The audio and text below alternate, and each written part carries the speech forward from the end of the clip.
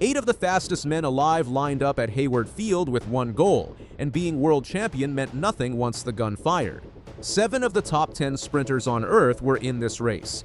The reigning world champion was the man to beat. But by the finish line, one runner had a story nobody saw coming.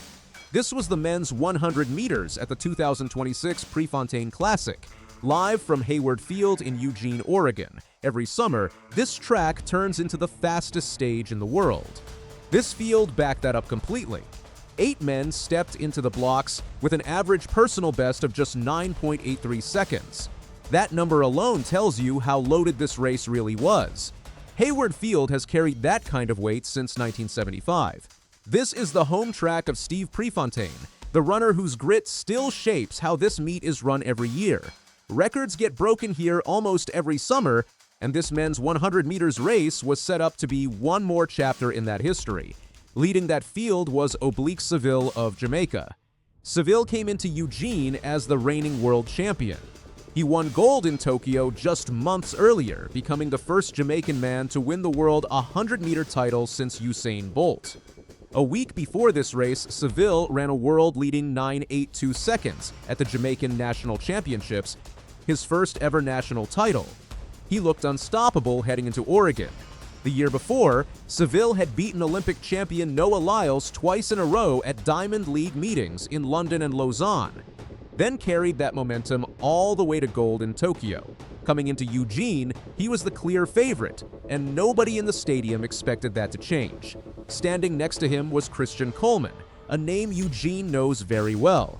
Coleman had already won this exact meet 3 times, including the 2023 edition that doubled as the Diamond League final. He holds the world indoor record in the 60 meters and the NCAA record in the 100 meters. Also lining up was Kenneth Bednarek, a 2-time Olympic silver medalist who had just won the 100 meters at the LA Grand Prix weeks earlier. Bednarek was originally expected to run the 200 meters at this meet, but the stacked 100-meter field pulled him in instead. Trayvon Bromell rounded out the American contingent, a sprinter with a long history of success at this exact stadium. South Africa's Gift Liatlela came in fresh off a Diamond League win in China, while Jamaica's Akeem Blake arrived as the reigning Diamond League champion in this event. Australia's Lachlan Kennedy, a world indoor silver medalist, rounded out one of the deepest 100-meter fields ever assembled outside a global final. But there was one more name on that start list that nobody outside track circles was talking about. A 21-year-old college junior from Auburn University named Kayinsola Ajayi. Just 2 days earlier at the NCAA East Regional, Ajayi had broken a Nigerian national record that stood for 20 years. Weeks before that, he ran a blistering 72 seconds to win the NCAA outdoor title, the second fastest 100-meter time in collegiate history, behind old Coleman himself. Nobody was calling Ajayi the favorite. Every camera in the stadium was pointed at Seville.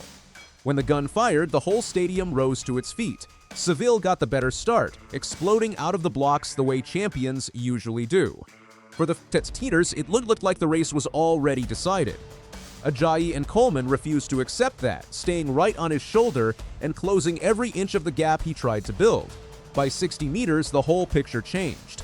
According to official Omega timing, Ajayi hit that mark in 36 seconds. Coleman and Seville were both stuck at 6.41 5/100ths of a second behind him. Ajayi had found another gear that nobody else in that field had left. He grabbed the outright lead at the 30-meter mark, and from that point on, he never gave it back. His final 40 meters was covered in just 3.48 seconds, a closing speed that does not happen by accident against a field this fast. Ajayi crossed the line first in 9.84 seconds, equaling his own Nigerian national record on his Diamond League debut. Seville came home second in 9.89. Christian Coleman held off Kenneth Bednarek for third, running 9.95 to Bednarek's 9.96. A 21-year-old college sprinter had just beaten a reigning world champion and a 3-time Prefontaine Classic winner in his very first Diamond League race. After the race, reporters swarmed Ajayi in the mixed zone, expecting the biggest moment of his career to bring a big reaction. Instead, he kept his answer simple. He said he had stayed consistent all season, and that his only job was to go out and execute his race plan. No wild celebration, no big statement, just a young sprinter who did exactly what he set out to do. Bednarek was far harder on himself. He admitted his acceleration was off, that he stepped out of the blocks wrong, and that mistakes like that cannot happen against a field this stacked. Seville, for his part, admitted afterward that Eugene was not his best performance, but he said he was relieved to come through the race healthy, with his focus already shifting to the bigger championships still ahead. For Ajayi, this win was not a lucky moment. It was the peak of a season that had been building for months. 2 days before Eugene, he ran 9.84 seconds at the NCAA East Regional to break Olusoji Fasuba's Nigerian national record, a mark that had stood since 2006.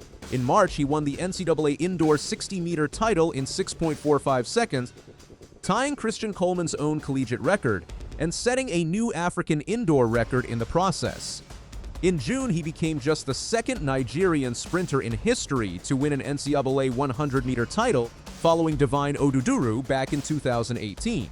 Across the season, Ajayi ran more sub-10-second 100 meters than any Nigerian sprinter ever has in a single year, and this win in Eugene pushed him into the top 5 in the world rankings for the event. What makes his rise even more remarkable is how quiet it has been. Ajayi grew up in Ikorodu, Lagos, where he first turned heads at school-level competitions and later won gold in the 100 meters at the African Under-20 Championships in Zambia. He moved to the United States in 2024 to join Auburn, chasing a bigger stage and tougher competition. While other young sprinters build hype early, Ajayi spent that season breaking records one meet at a time, without much noise following him. That is exactly what makes this win at Hayward Field so significant. He did not sneak past a weak field to get it. He beat 7 of the top 10 ranked sprinters on the planet, on the very track where legends like Steve Prefontaine built their name decades ago. Back home in Nigeria, this win landed as a massive moment. Former national record holder Olusoji Fasuba, the very man whose record Ajayi broke, publicly praised the way Ajayi has handled his rise, calling his progress a reminder that patience and hard work still matter in this sport. This result also changed the shape of the rest of that season. Oblique Seville was not done chasing his best form. Just days after Eugene, he turned his attention to the next Diamond League stop in Monaco, looking to answer this result. Christian Coleman kept chasing more history at the one meet where he already had 3 titles to his name. Kenneth Bednarek walked away with a mistake to fix before the next major field lined up. And Kayinsola Ajayi carried a target on his back for the rest of that season, one that simply was not there before this race. One thing became certain after Eugene. The race for the title of the world's fastest man had a brand new name to watch. 7 of the best sprinters alive stepped onto that track, expecting a coronation for Oblique Seville. Instead, they watched a 21-year-old college junior run through the biggest moment of his career like he belonged there all along. Hayward Field proved on the 4th of July that nobody in this sport is safe, not even a reigning world champion, and the road to the next major title got a lot more crowded at the very top. So which part of this race stood out to you the most? Ajayi's closing speed from 30 meters on, or Seville having to answer for a rare off night on the biggest stage? Drop your answer in the comments below, and let us know which sprinter you think takes the next Diamond League showdown.